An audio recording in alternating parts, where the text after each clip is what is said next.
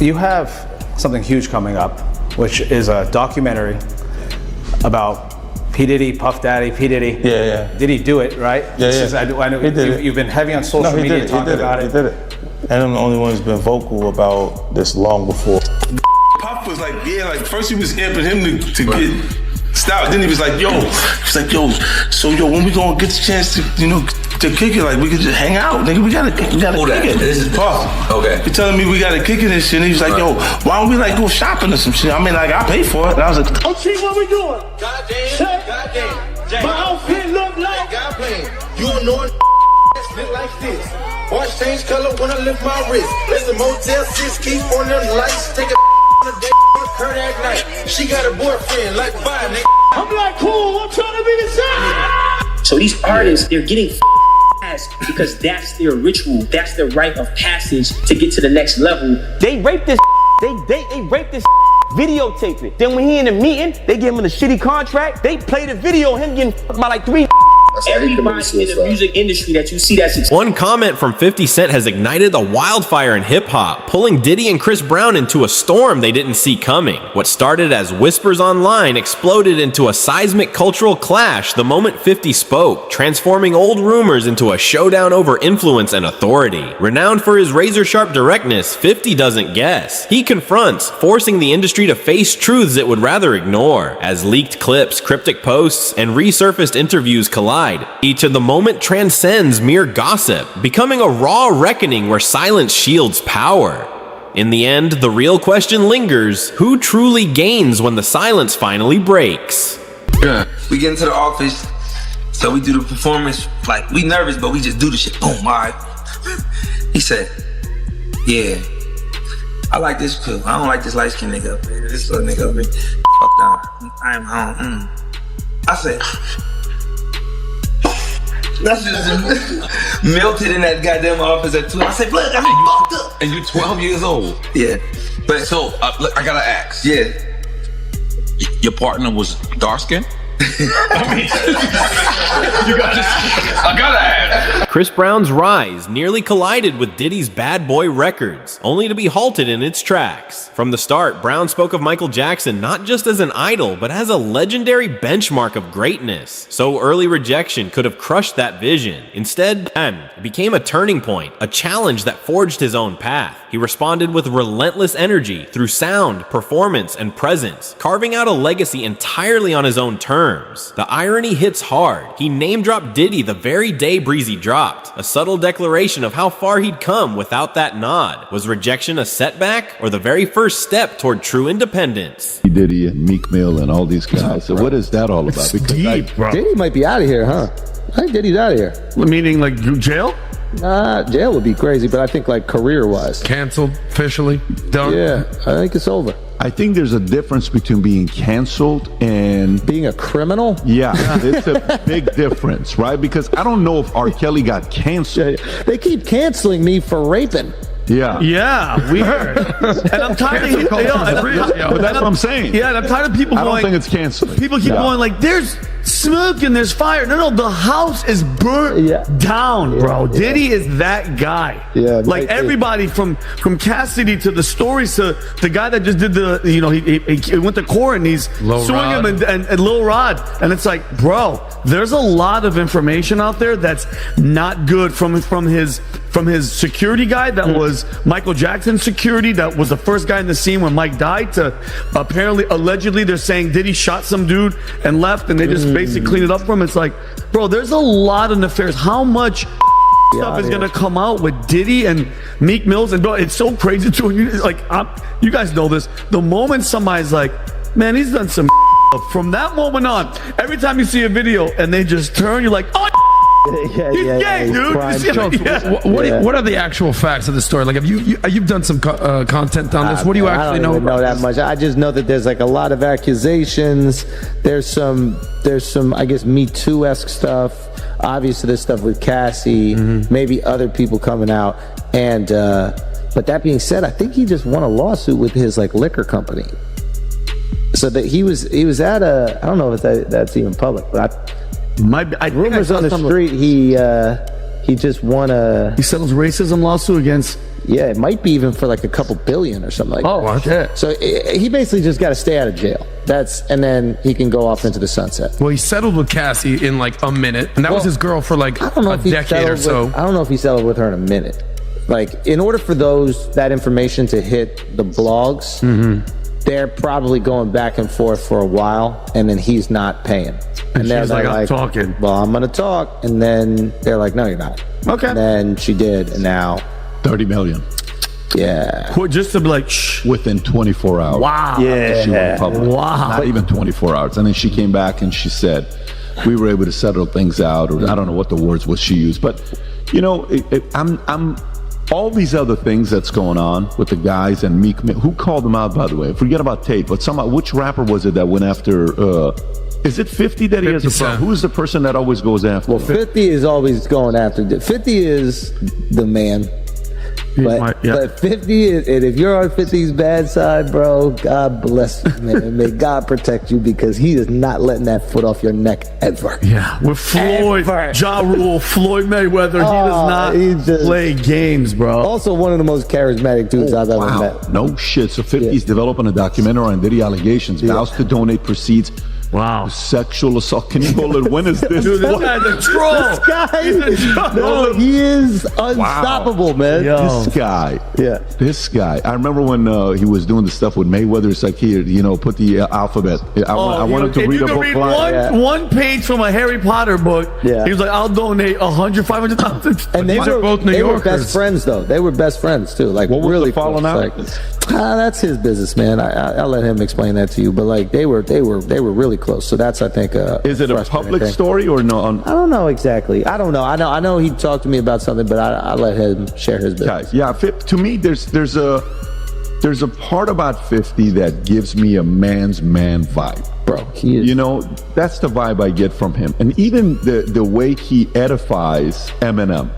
You just gotta love the way he edifies Eminem. You know, just a lot of respect. A loyal dude who really understands people from a young age. From a very young age, understood social dynamics. Like, he told me, he was like, yeah, when I was like 12 or 13, I was raised by like old heads, and I was just observing them. You don't get to talk a lot when you're with the old dudes. You're just kind of watching the power dynamics, watch how things work. Man, he told me some crazy story. I don't know if I can share, but I don't think he would be upset. He told me some story about, like, you know, when he first got out of prison or something like that. Like, he had like a crew of guys, and, you know, he went from being the dude, you know, on the block to potentially being lower now, because other dudes rise when you get locked up. But he still had his crew, so he was getting paid whatever he was getting paid to be part of the organization. And he said in the beginning, he started taking all the money that he was making, all the money that he was getting paid, not in the beginning, after he got out, and he would pay it to his guys, so his guys wouldn't think that he wasn't still the man. So he's making zero, right? But his guys, he still needed them to realize, yo, he still got it like that. And he just understood at a very like basic primal human level what he needed to maintain the loyalty, the hierarchy, and the power position. And I'm like, you're like 17 at this fucking time? How the fuck do you understand that? So it's no surprise to me when I see him thriving in these different industries, but also like not at all sacrificing who he is. Like, he's still a wild dude on the internet and in Hollywood producing films. Like, he can really kind of say whatever he wants. It's quite impressive. I told him the first time I saw him, I was like, bro, what do you have on all these dudes in Hollywood? Yeah. And he's like, man, I don't even know what you're talking about. Yeah. Dude, he's that guy. But listen, to me, it stops with Diddy at the Tupac story. That's what stops for me, because you know, you go down the rabbit hole and you're just curious about a topic and a story. You keep going down, and then you bring detectives and you're talking to guys that were involved, and eventually like, yeah, no. And I was a kid, 2 days, 3 days, I would say, in high school was like days that I was startled, confused, in pain, hurt. Magic getting AIDS when he came out and did the HIV positive interview. Yeah. You know, it was Michael retiring and he's stepping away from the game, and it was Tupac getting killed. Yeah. Those 3 days were the days where it's like, you know, as a kid, you follow those stories. And I think, I don't know, a lot of people have Diddy's influence behind Tupac and Biggie, but I'm convinced I'm convinced guys like 50 probably have. I'm convinced the people that have the actual facts and influence on who was behind it, but for whatever reason, they're not coming up. That's the thing I always said. I was like, listen, if 50 don't like you, there's a reason. That's what, if 50 is out here not liking you, there is a reason. He's not just waking up going, to hell with this guy. Yeah. Like, well, you saw that. You know what I mean? And by the way, and you saw the interview where they were interviewing 50, and he's like, it's a podcast, and he's like, this dude during a podcast with 50, and Diddy was like, yeah, daddy, let's go shopping. And he's like, what the are you talking about? Yeah, I'm not gonna let another man take me shopping. What are you talking about? And like, he just doesn't play these games. He just is upfront and honest, and he doesn't play. But that's a really good point. 50 don't like you, man. I'm looking into it. Yeah, exactly. I'm looking into it. Is this it? Is this when he said that? Yeah. I looked at him like, what you just say? Let me move, man, before I do something. You gonna make me mess up the wedding. Oh, that's a nice gesture. Let me get out. No, dude, take me. That's what a guy says to a girl. I asked 50 about that. And he said you did the same thing to him. You asked him to take him shopping. Yeah. I thought he needed some clothes. He told me to take. Yeah, no, we're good. We're good. Yeah, that's a good response. Schultz, someone that made a cameo in that video right there was your guy, Charlamagne. I know you've done a ton of content with him. I think you guys did some content recently when you asked him about the Diddy allegations. Yeah. How'd that conversation go with Charlamagne? What are your thoughts on him? Oh, I mean, Charlamagne's the GOAT, man. Charlamagne's the GOAT. We've been doing Brilliant Idiots, a podcast, for over like 10 years now, maybe 11, 12, I don't even know. But yeah, he's just the man. He's just the man. To be able to like maintain, being at the top is hard. And to maintain your spot at the top for over a decade. Oh no, even longer. I forget exactly how long Breakfast Club's been doing. And people don't even realize, like, growing up in New York, when we were growing up, it was Hot 97 was man. This is all everybody listened to. So he comes in, some guy from fucking South Carolina comes in and goes on the competing network that's not even competing. It would be like, what is the minor league team for the Yankees, the one that plays in Staten Island or whatever? Nobody even knows. There's a team there's like the AAA team, whatever. It would be if that team ends up replacing the Scranton Wilkes-Barre Rail Riders, some shit. Yeah, whatever. Like, that's literally how much of a leap they made. It was, and now Hot 97 is obsolete. Straight up. And I mean, you look at like what's the fact that you guys don't even know it. Like, this was the radio Hot 97 every day. That's my word. Come on, bro. Yeah. Who was it? Who was the? Everybody and their mother was on Flex, Angie Martinez, Star and Buck Wild. I mean, it was just. And they would have like Jay-Z. Everybody would go in there, promote, talk, crap, drive with that whole beef. It was insane. It was unbelievable. And the music that they played was absolutely ridiculous. Yeah. They played all the hot stuff. So if you like this clip and you want to watch another one, click right here. And if you want to watch the entire podcast, click right here. Let's see what we're doing. Goddamn. My outfit look like you know another that just feel like this. Watch change color, wanna lift my wrist. It's the Motel 6, keep on them lights. Take a bitch on the day, fuck her at night. She got a boyfriend, like, bye, nigga, bye. I'm like, cool, I'm trying to be the side.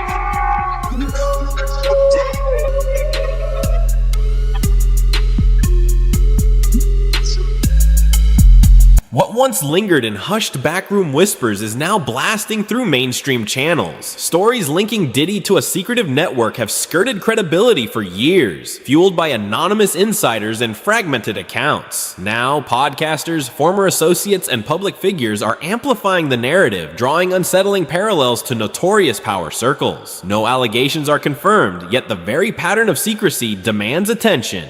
The sense of excess feels eerily familiar, and as curiosity overtakes facts, the line between scrutiny and speculation blurs. When whispers go public, the question remains, does clarity emerge, or does the story fracture even further? Foreman. Yo, we still here, we still doing it. Let's keep it going, brother. Happy to be here. Hey, I had to bring you back, man. The people love you, man. So, it's only right to bring you back. But I want to get right into it, right? Why do you think Diddy hasn't been indicted yet? Listen here, bro.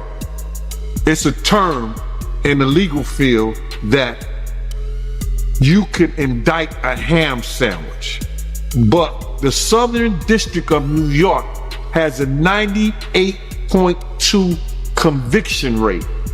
All right, for those who don't know, if you got 100 people, only 1.28 or something like that, 1.8, only 1.8 has won against them.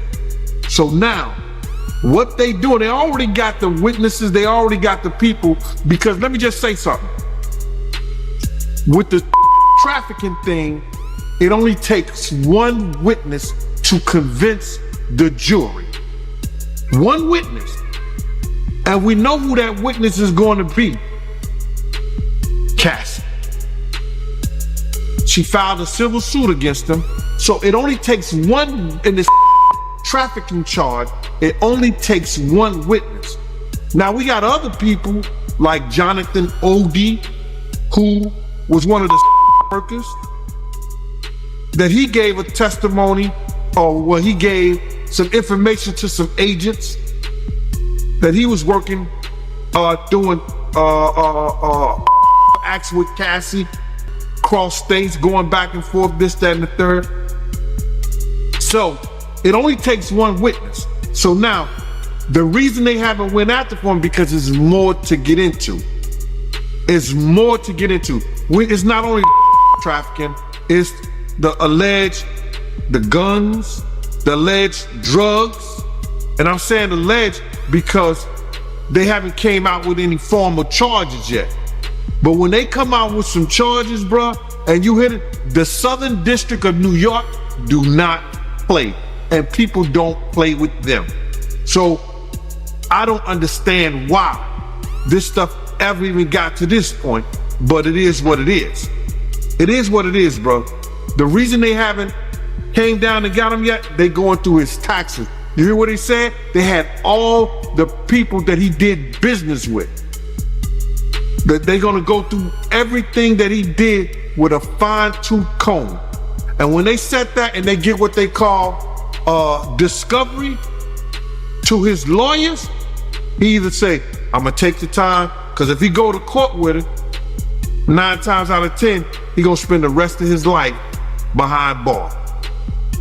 So the reason they haven't did it at this point, it's a lot of paperwork, bro. They got a lot of people working different angles. They got the drug angle. They got the tax angle. They got the, what else? They say the drugs, the tax, and then they got the guns that were found. They got to do a trace on the guns that they were found in the house. And then if you got 250 cameras, there's a lot of footage that them agents got to go through. So they got a lot of work to do, bro. They got a lot of work. What they took, how many years to indict Keefe D?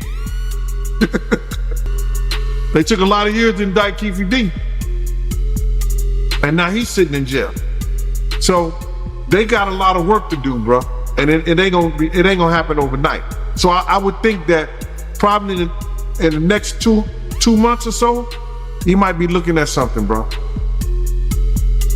And you said that Diddy, he got over 250 cameras? He had over 200, they found over 250 cameras in his house, man. Damn. Alleged. That's what they were saying.